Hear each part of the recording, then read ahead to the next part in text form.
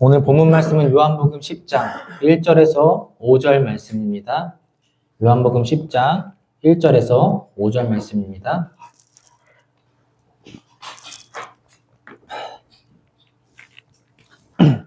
네, 다 같이 합독하도록 하겠습니다. 내가 진정으로 너희에게 말한다.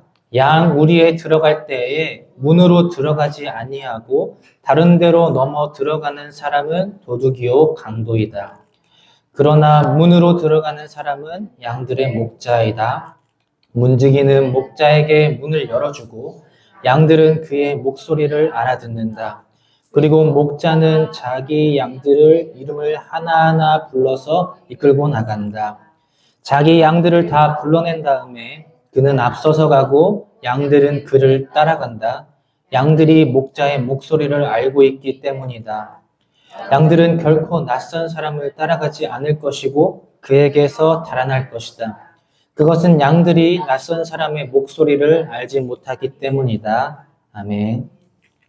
오늘 설교 제목은 내 이름을 알고 부르시는 주님이라는 제목으로 말씀을 증거하도록 하겠습니다. 할렐루야. 우리 지난 시간에 나눴던 말씀을 다시 한번 되새기고 말씀을 증거하도록 하겠습니다. 지난 시간에는 요한복음 9장을 묵상해 보았습니다. 태어날 때부터 맹인이었던 한 사람에 대한 이야기였죠. 그는 태어날 때부터 맹인이었기 때문에 할 수 있는 일이 어딘가에 앉아서 구걸하는 것밖에 없었습니다. 그는 장성한 사람이 될 때까지 계속 그 장소에 머물러 있었습니다. 그러던 어느 날 예수님께서 그에게 찾아오셔서 눈에 진흙을 바르시고 실로암에 가서 씻으라고 명령하십니다. 그리고 그 맹인은 예수님의 말씀을 따라서 실로암에 가서 씻었고 눈이 떠졌습니다.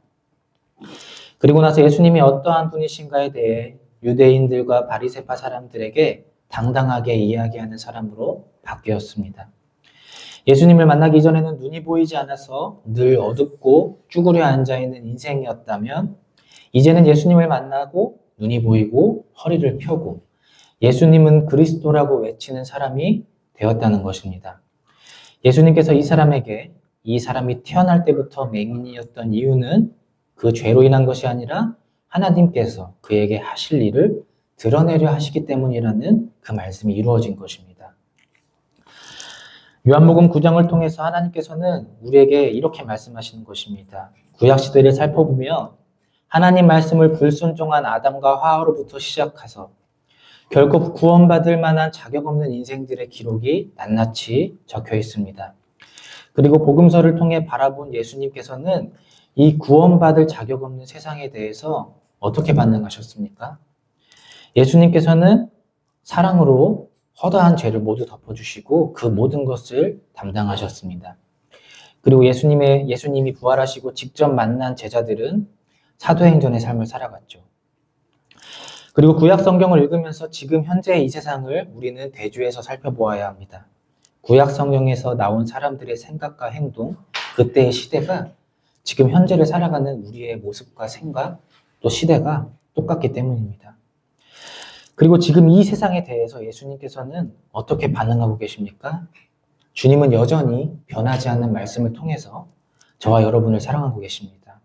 저와 여러분의 허다한 죄를 덮어주시고 담당하셨습니다. 그리고 주님을 믿는 우리들은 사도행전에 나온 제자들의 삶을 동경하고 따라가려고 또 성화의 과정을 거쳐가려고 노력합니다. 이 죄인된 삶, 주님을 알지 못하고 바라보지 못한 삶이 바로 눈이 멀었던 맹인과 같은 우리의 모습입니다. 그러나 주님을 만나고 주님의 음성에 귀 기울이고 주님의 말씀을 믿으면 주님이 어떤 분이신지 우리에게 어떤 존재인지 온전하게 볼 수 있습니다. 맹인처럼 눈을 뜨게 되고 그리고 나를 만나주신 그 주님의 모습을 바라보며 저와 여러분은 사도행전의 삶을 살아가야 하는 것입니다. 하나님께서 하시고자 하는 일이 2000년 전 요한복음 9장의 맹인을 통해 나타났듯이 지금 이 시대에 우리를 통해 나타나는 것입니다. 오늘 본문 말씀인 요한복음 10장의 말씀은 예수님을 따라서 하나님의 일을 하는 사람들은 어떤 특징이 있는가에 대한 말씀입니다. 자, 여기 몇 가지 사진이 나와 있는데요. 제일 왼쪽에 있는 동물의 이름은 무엇일까요? 사자죠. 가운데 있는 음식의 이름은 무엇일까요? 좀 짠. 네, 짬뽕 맞습니다. 제일 오른쪽에 있는 도구의 이름은 무엇일까요? 가위죠. 우리가 모두 잘 알고 있는 것들입니다. 이 세상에서 밝혀진 모든 것들은 이름이 있습니다. 왜 그럴까요? 왜 모든 것에는 이름이 있을까요?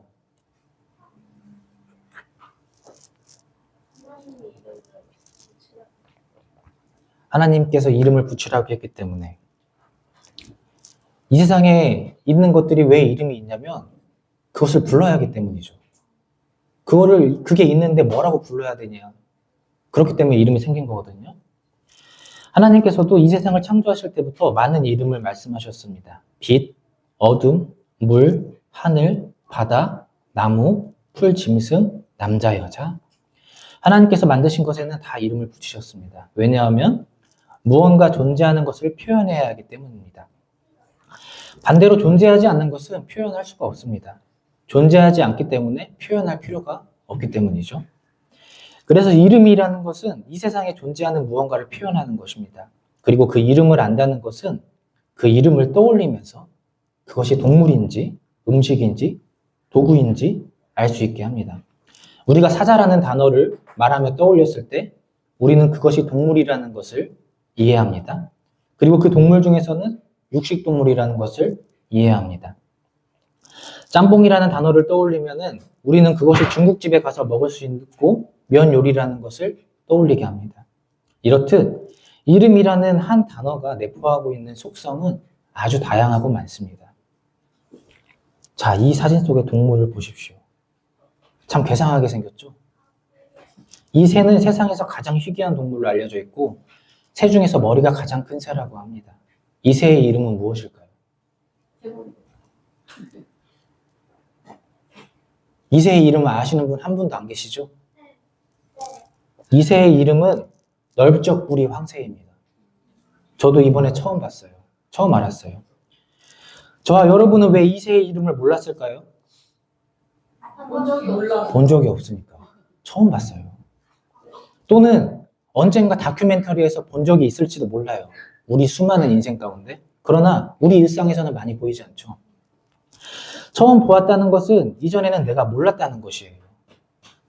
내가 몰랐다는 것은 이 세상에 존재할 수는 있지만 내 머릿속에서는 존재하지 않았던 것입니다.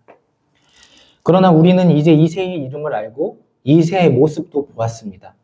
그래서 만약에 우리가 TV에 이 새를 보게 된다면 그때 설교 때 이 새 나왔었는데 이 새 넓적부리 황새였지? 라고 말할 수 있는 거예요. 태초에 아담은 동물의 이름을 지었습니다. 이름은 그것이 이 세상에 존재한다는 것을 증명해주는 단어입니다. 이 동물은, 이 식물은 이 세상에 존재합니다. 라고 도장을 찍어주는 것과 같은 것입니다. 그와 동시에 가지고 있는 형상, 성격, 용도 등 그것이 가지고 있는 성질도 그 이름을 통해서 지정이 되는 것입니다.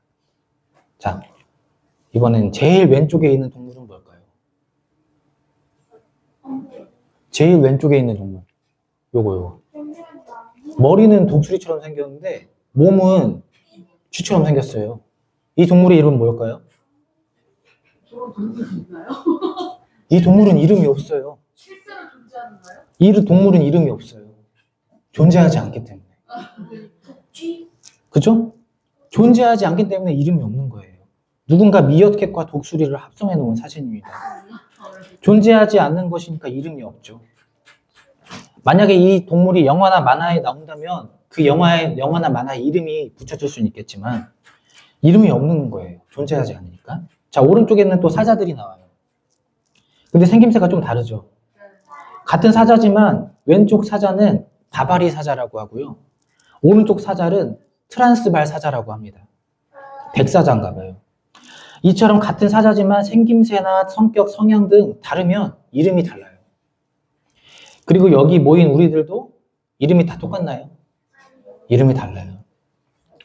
저는 오늘 이렇게 같이 모여서 예배드리는 우리 스토리천치 성도님들의 이름을 다 알고 있습니다. 그리고 그 이름을 떠올리면 그 사람이 어떤 모습이고 어떤 성격이고 무엇을 좋아하고 싫어하는지 물론 세밀하게 모두 다 알 수는 없지만 대략적으로 알고 있습니다. 왜냐하면 그 이름 안에 그 사람의 정보가 들어있기 때문입니다. 이처럼 우리가 이름을 안다는 것은 그냥 그 이름 단어만 아는 것이 아니라 그 존재에 대해서 어느 정도 알고 있다는 것입니다. 그리고 오늘 내 이름을 알고 부르시는 주님이라는 제목으로 우리는 말씀을 나누고 있습니다. 주님께서 내 이름을 아신다는 것은 나를 알고 계신다는 것입니다. 오늘 본문 말씀은 예수님께서 비유의 말씀을 하고 계십니다.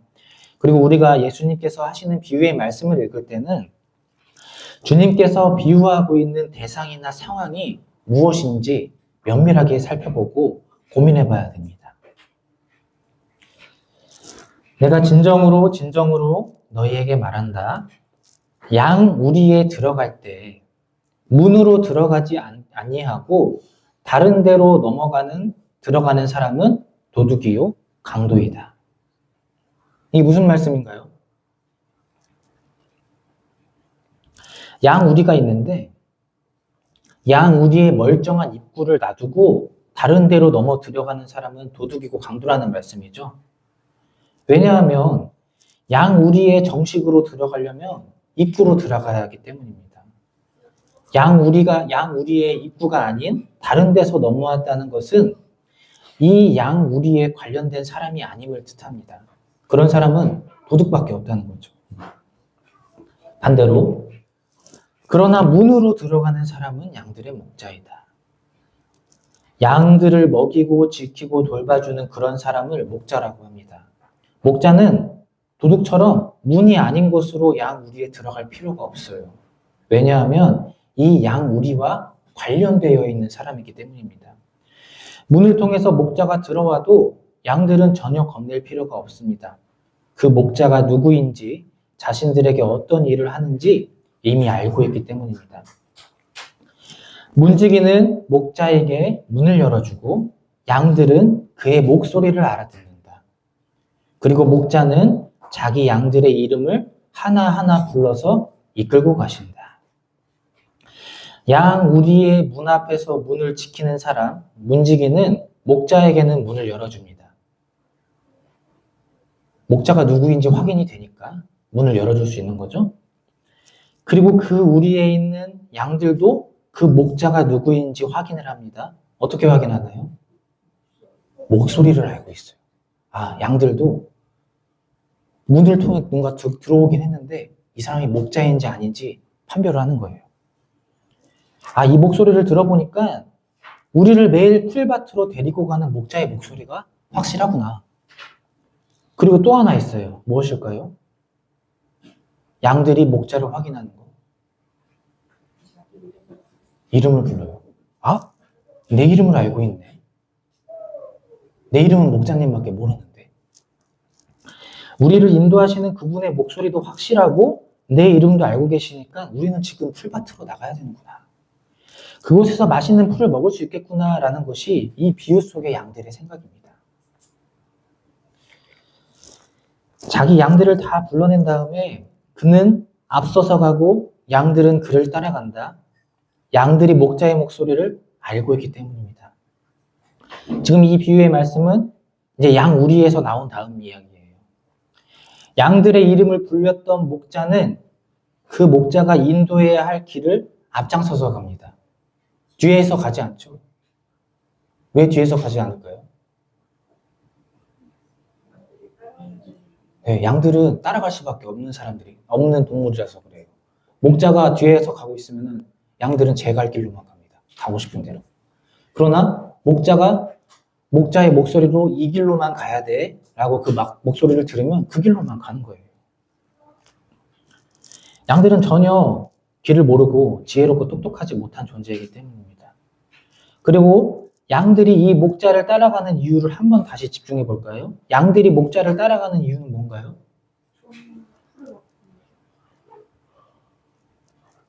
양들이 목자를 따라가는 이유는 초록색 글씨입니다. 목소리를 아니까.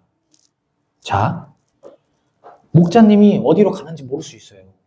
그죠? 우리 바깥에 나오긴 했는데 풀밭으로 안 갈 수도 있어요. 오늘은. 그죠? 그렇지만 풀밭에 갈지 안 갈지 모르지만 뭐 때문에 따라간다고요? 목소리로만 따라가는 거예요. 그걸 믿고 따라가는 겁니다. 목소리가 똑같다는 이유 하나만으로. 만약에 양들이 이름을 불린 뒤에 밖으로 나왔는데 양의 목자가 아닌 다른 사람이 앞장서서 길을 간다면 어떨까요? 양들은 따라가야 할까요? 그 결과는 다음 절에 나옵니다. 양들은 결코 낯선 사람을 따라가지 않을 것이고 그에게서 달아날 것이다. 그것은 양들이 낯선 사람의 목소리를 알지 못하기 때문입니다. 양들이 누군가를 따라가는 이유는 목자의 목소리를 알기 때문이었고 그 목자의 목소리가 아닌 사람은 따라가지 않는다는 거죠. 양들은 목자의 목소리를 정확하게 알고 있고 다른 목소리는 모르기 때문에 목자가 아닌 다른 사람의 목소리는 목자가 아니라고 판단하는 겁니다. 양들은 목자만 따라가게끔 지금껏 살아왔고 그렇게 앞으로도 살아가야 한다고 믿고 있는 존재들이에요. 목자가 아닌 사람이 길을 인도한다면 오히려 달아나야 하는 것입니다. 오늘 이 비유를 통해 예수님께서 말씀하시고자 하는 바는 무엇일까요? 우리가 이것을 한번 생각해 봐야 되는 것입니다. 이 비유를 통해서 나는 어떤 것을 깨닫고 어떤 것을 기억하고 어떻게 살아가야 되는가. 이것이 예수님께서 오늘 저와 여러분에게 요구하시는 거예요. 그러므로 예수께서 다시 이르시되 내가 진실로 진실로 너희에게 말하노니 나는 양의 문이다. 나보다 먼저 온 자는 다 절도요 강도니 양들이 듣지 아니하였느니라. 내가 문이니 누구든지 나로 말미암아 들어가면 구원을 받고 또는 들어가며 나오며 꼴을 얻으리라. 도둑이 오는 것은 도둑질하고 죽이고 멸망시키려는 것뿐이요 내가 온 것은 양으로 생명을 얻게 하고 더 풍성히 얻게 하려는 것이다. 나는 선한 목자라 선한 목자는 양들을 위하여 목숨을 버리거니와 삭구는 목자가 아니요 양도 제 양이 아니라 이리가 오는 것을 보면 양을 버리고 달아나나니 이리가 양을 물어가고 또 해치느니라. 달아나는 것은 그가 삭구님 까닭에 양을 돌보지 아니함이나 나는 선한 목자라 나는 내 양을 알고 양도 나를 아는 것이 아버지께서 나를 아시고 내가 아버지를 아는 것 같으니 나는 양을 위하여 목숨을 버리노라. 오늘 예수님께서 이 비유의 말씀을 하시는 요지는 이렇습니다. 예수님께서는 우리에게 있어서 어떤 분이신가? 그리고 예수님의 목소리를 따라서 살아갈 것인가? 예수님이 아닌 다른 목소리를 따라서 살아갈 것인가에 대한 판단을 어떻게 내릴 것이냐? 라고 저와 여러분에게 지금 질문하고 계시는 거예요. 우리가 이 비유의 말씀을 머리로 이해했다면 어떻게 살아갈 것인가에 대한 그 대답을 오늘 주님께 드리는 것입니다. 그것이 오늘 주님께 드리는 우리의 예배입니다. 자, 오늘 예수님께서는 비유의 말씀 속에서 자기 자신을 비유로 표현하신 단어가 있습니다. 무엇이었을까요? 양의 문, 선한 목자. 네, 맞습니다. 예수님께서 자기 자신을 비유로 양의 문이라고 말씀하십니다. 양의 문이라는 말은 우리의 입구를 말하는 거예요. 오로지 이 문을 통해서만 구원을 받을 수 있고 이 문을 통해서 다녀야 꼴이라는 것은 말이나 소에게 먹이는 풀을 뜻합니다. 꼴을 얻는다고 말씀하십니다.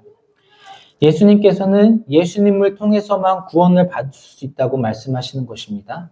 다른 곳은 말씀하시지 않으셨습니다. 또 예수님께서는 자기 자신을 선한 목자라고 말씀하십니다. 선한 목자는 어디로 다니나요? 양의 문으로만 다녀요. 선한 목자는 양의 문이 아닌 곳으로는 다니지가 않습니다. 그리고 양의 이름도 모두 알고 계시고 그리고 양들도 그 목자의 목소리를 알고 있기 때문에 따라갑니다. 선한 목자는 양들을 어디로만 인도하나요?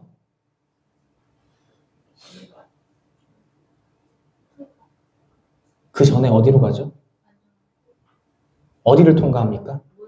양의 문을 통과해요.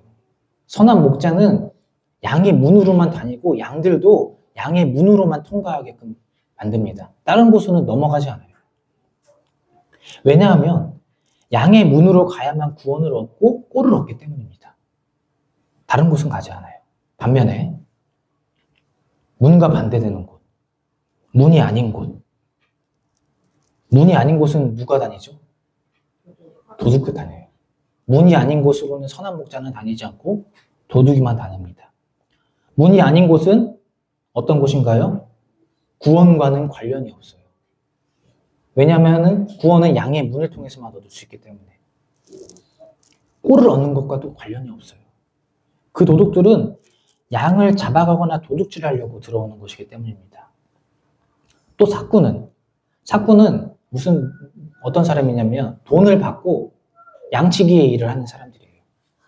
그래서 양을 치긴 하는데 목자처럼 정말 양들을 사랑해서 이 양의 이름을 하나하나 다 아는 게 아니라 그냥 돈만 받으면 되는 거예요. 이 사람은. 그들은 정말로 양을 사랑해서 귀하게 여겨서 양을 돌보는 것이 아닙니다. 그래서 위협이 다가오면 일이나 이런 무서운 것들이 다가오면 양을 버리고 도망가요. 양을 지키지 않습니다. 그리고 오늘 비유 속에서 나오는 양들은 바로 저와 여러분들을 뜻합니다. 예수님께서는 저와 여러분에게 이 비유를 통해 이렇게 묻고 계시는 거예요. 나는 너희의 이름을 알고 있는데 너희는 내 이름을 알고 있니? 내 목소리를 알고 있니? 내가 누군지 알고 있니? 바로 이것입니다. 오늘 이 시간 예수님의 이 질문을 마음속에 늘 간직하는 저와 여러분이 되기를 소망합니다. 비유 속의 양들은 목자의 목소리는 알고 있지만 목자가 아닌 다른 사람의 목소리는 잘 알지 못합니다. 그래서 다른 사람의 목소리를 들으면 양들은 어떻게 반응했나요? 도망갔어요. 목자가 아닌 다른 목소리를 들으면 양들은 달아납니다. 이게 저와 여러분이 이 세상을 살아가면서 취해야 할 행동임을 믿습니다. 예수님의 음성은 듣고 따라가도 되지만 다른 음성을 따라가서는 안 된다는 것입니다. 왜냐하면 예수님의 음성을 따라가지 않으면 양의 문으로 들어갈 수가 없어요. 그리고 그것은 곧 구원과 관련됩니다. 그런데 여기서 제가 중요한 질문을 하나 하려고 합니다. 양들은 어떻게 목소리를 듣고 이게 목자의 목소리인지 아닌지 헷갈리지 않고 판단할 수 있었을까요? 어떻게 양들은 이 목자의 목소리를 알고 있을까요?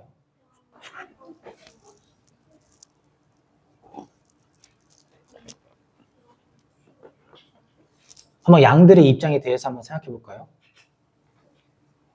다른 사람의 목소리는 잘 모르는데 목자의 목소리는 잘 알고 판별할 수 있어요. 왜 그럴까요? 이름을 불러줘서? 청각이 뛰어나서? 태연. 그렇죠. 계속 듣는 목소리니까. 매일 듣는 목소리니까 그래요.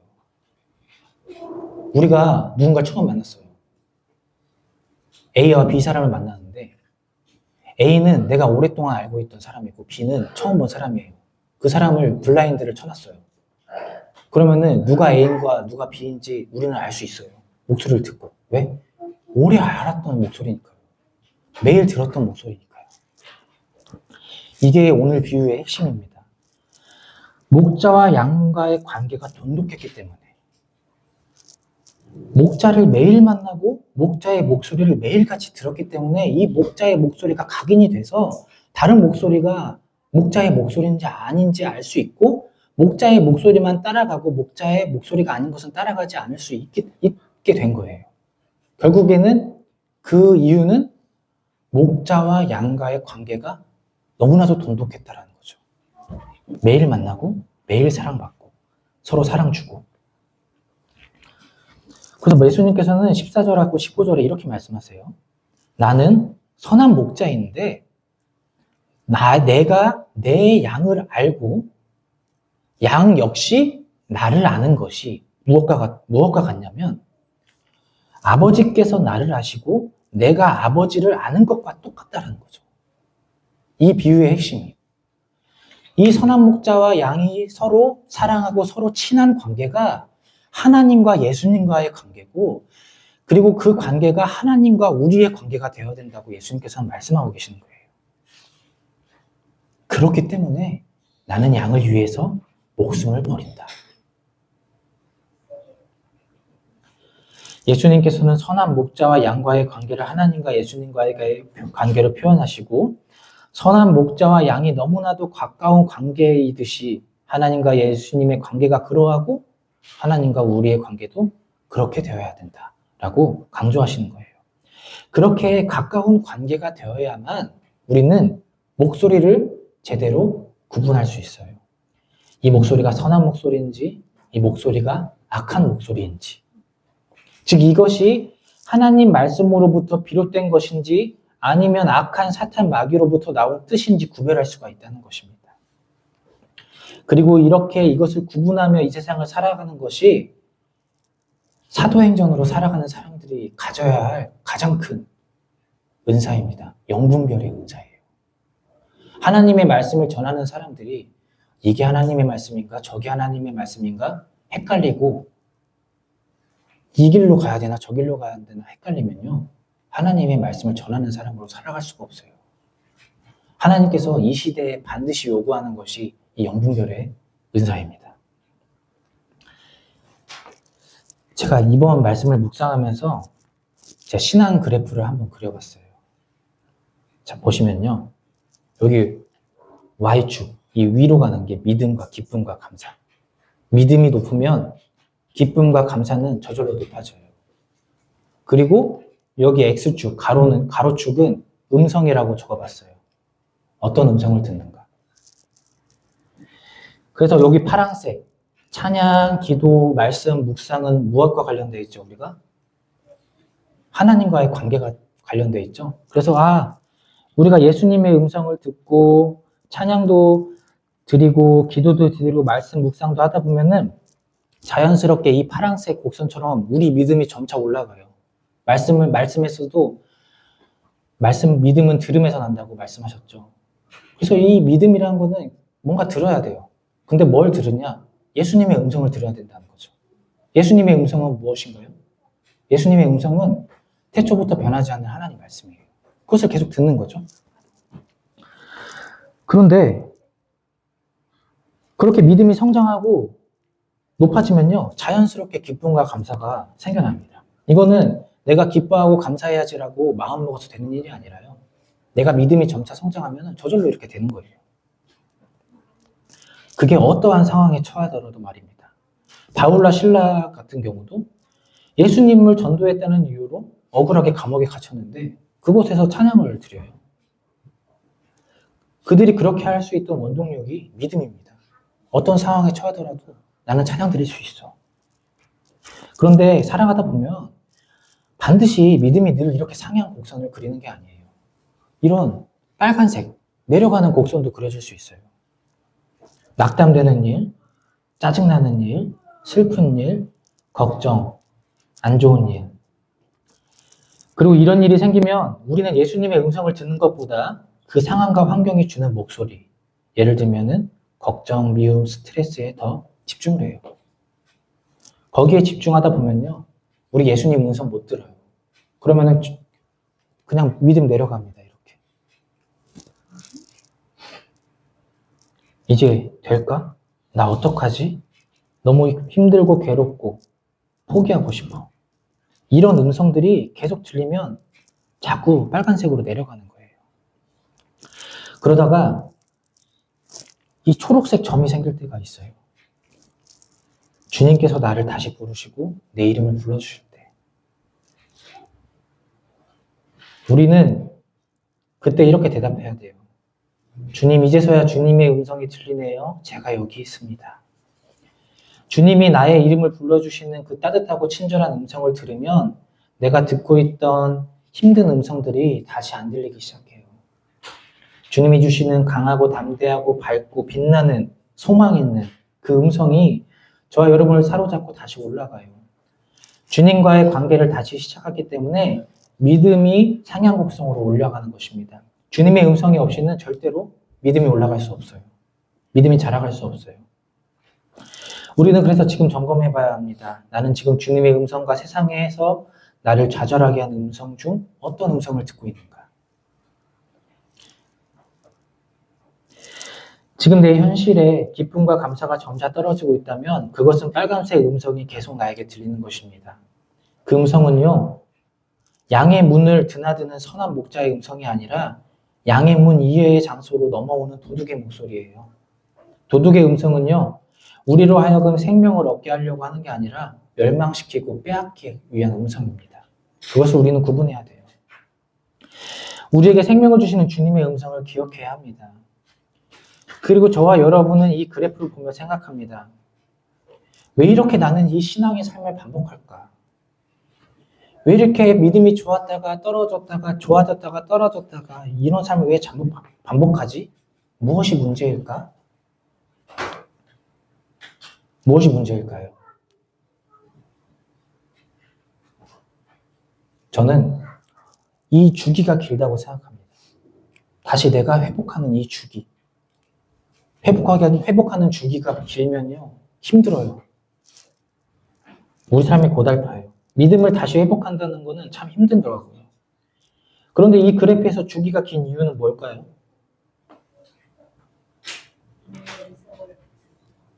네, 여기 이 초록색 점이 주님이 내 이름을 부르시는 시점이 길어졌기 때문이에요. 그러면 우리는 이렇게 생각할 수 있습니다. 목사님, 그럼 내가 잘못한 게 아니지 않나요? 주님이 내 이름을 늦게 부르셨는데. 여러분은 어떻게 생각하시나요? 주님이 내 이름을 다시 회복시키시기 위해 우리를 부르시는 게 늦어져서 우리가 회복하는 게 힘든가요? 어떻게 생각하세요? 주님이 잘못하신 겁니까? 주님이 내 이름을 저 초록색 점을 늦게 부르셔서 우리가 회복하는 게 느린 건가요? 제가 아까 비유 속에서 한 가지 질문을 드렸어요.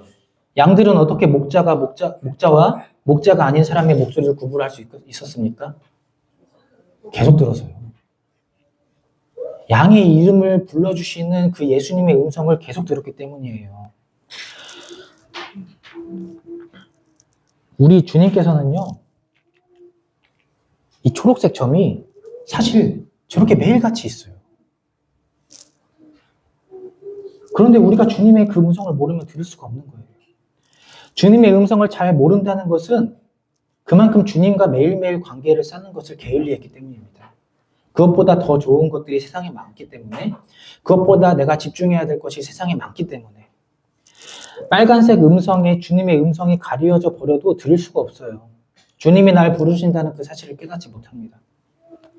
그래서 우리는 주님이 날마다 내 이름을 부르신다는 사실에 귀를 기울여야 돼요. 거기에 집중해야 합니다. 그래서 주님과 대화하기 위한 습관을 많이 만들어야 돼요. 저 초록색 점이 많으면 많을수록 우리는 빠르게 상향곡선을 회복할 수 있어요. 낙담되는 일이 있어도 곧바로 주님과 대화하는 습관이 있었기 때문에 금세 다시 회복할 수 있어요. 이 세상을 살아가면서 힘들고 낙담되는 일이 없다면 그것은 거짓말입니다. 그런 일은 있을 수 없어요. 그러나 그런 상황과 환경에 처했을 때 내가 어떻게 회복하느냐, 언제 회복하느냐, 그것은 주님께서 나의 이름을 부르심을 듣느냐 듣지 못하느냐에 달려 있습니다. 그래서 우리는 거룩한 습관을 만들어야 돼요. 우리가 매일같이 하고 있는 10분 묵상, 틈나는 대로의 말씀 묵상, 그 빈도수가 많으면 많을수록 우리는 주님의 음성을 계속 같이 듣는 겁니다. 주님의 음성을 들으면 들을수록 이게 주님의 뜻인지 아닌지 우리는 구분이 바로 돼요. 생각하지 않아서. 그것이 영분별의 은사입니다. 그것이 저와 여러분이 반드시 가져야 할 하나님의 은사예요. 이런 거룩한 습관들, 매일같이 하고 있는 주님과의 만남, 이거는 개인적으로 다 다를 거예요. 형태나 시간과. 그러나 최선을 다해서 한번 습관을 만들어 보십시오. 그러면 나도 모르게 주님을 만나는 시간이 그냥 습관처럼 많아질 거고, 주님을 만나는 시간이 많아지면 그냥 기쁨과 감사가 더 많아질 것입니다. 그래서 오늘 2부 나누 시간에는요, 오늘 주님이 내 이름을 알고 부르시는 주님이라는 제목으로 말씀을 나눴는데, 하나님께서 내 이름을 알고 계신다는 것은 곧 하나님께서 내 이름을 부르시고 떠올리셨을 때 나는 어떤 사람인가 하나님께서 알고 계신다는 거예요. 우리는 사자라는 이름을 떠올리면 그것은 멋진 갈기가 있고 매섭고 울음소리가 우렁찬 동물의 이미지를 떠올립니다. 그렇다면 하나님께서 내 이름을 떠올리셨을 때 나는 과연 어떤 모습일까? 한번 생각해 보는 겁니다. 반대로 우리가 예수님의 이름을 떠올렸을 때 예수님은 어떤 모습인가? 이것을 한번 구분해서 적어보는 시간을 가질까 해요. 이런 식으로 칸을 나눠가지고 왼쪽에는 하나님께서 내 이름을 떠올렸을 때 나의 모습. 이제 형용사 같은 걸로 적어보는 겁니다. 아, 난 게으르고 또는 걱정이 많을 때도 있고 반면에 또 하나님의 일에 최선을 다하려고 하는 모습도 있고 엄격한 모습, 뭐 매정한 모습, 이기적인 모습. 반대로 오른편에는 내가 예수님의 이름을 떠올렸을 때 예수님은 어떤 모습일까? 그것을 한번 계속 적어보는 거예요. 이것을 통해서 나 자신을 한번 살펴보고 예수님의 모습을 내가 얼마나 가지고 있는가, 얼마나 또는 알고 있는가 그렇게 생각해보는 귀중한 시간이 되기를 소망합니다. 네, 오늘 복음의 선포 말씀은 시편 23편 말씀입니다. 네, 다 같이 선포하도록 하겠습니다. 주님은 나의 목자이시니 내게 부족함이 없습니다. 주님은 나를 푸른 풀밭에 누이시며 나를 쉴만한 물가로 인도하십니다. 나에게 다시 새 힘을 주시고 당신의 이름을 위하여 바른 길로 나를 인도하십니다. 내가 비록 죽음의 그늘 골짜기로 다닐지라도 주님께서 나와 함께 계시고 주님의 막대기와 지팡이로 나를 보살펴 주시니 나에게는 두려움이 없습니다. 아멘. 주기도문으로 예배를 마치도록 하겠습니다. 하늘에 계신 우리 아버지, 아버지의 이름을 거룩하게 하시며 아버지의 나라가 오게 하시며 아버지의 뜻이 하늘에서와 같이 땅에서도 이루어지게 하소서. 오늘 우리에게 일용할 양식을 주시고 우리가 우리에게 잘못한 사람을 용서하여 준 것 같이 우리의 죄를 용서하여 주시고 우리를 시험에 빠지지 않게 하시고 악에서 구하소서. 나라와 권능과 영광이 영원히 아버지의 것입니다. 아멘.